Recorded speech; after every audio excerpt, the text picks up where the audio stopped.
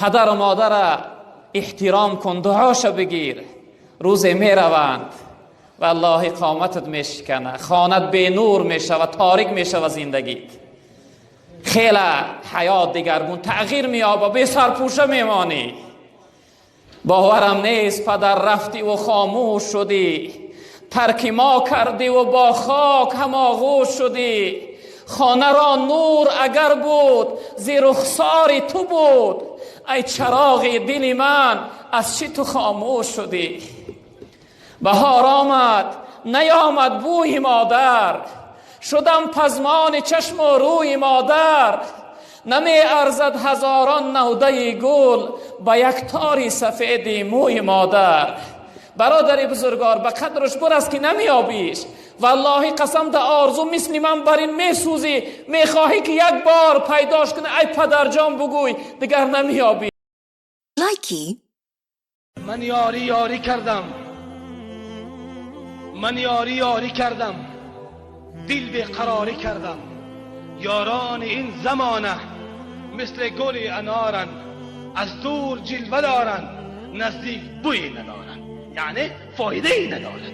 یاری اصلی اون است، به اون باید یاری کرد. به اون یاری که کردی دیرا بدان که تو هیچ غمی نمیخوری، هیچ غمی نمیخوری.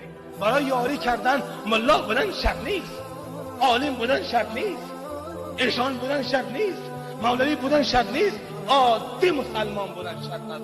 اون مسلمانی که همیشه رابطه دلت با الله باشد، رابطه دلت با الله باشد.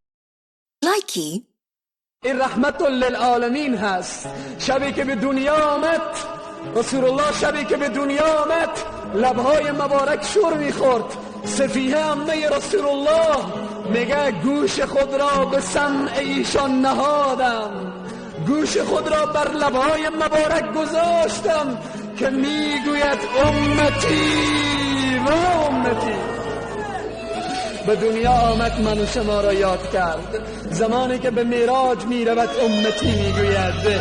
زمانی که به صحرای محشر، به صحرای محشر جبرائیل صدا می کند یا حبیب الله، رسول الله از قبر سر بالا نمی کند. زمانی که صدا می کند یا رسول الله، رسول الله سر بالا نمی کنند.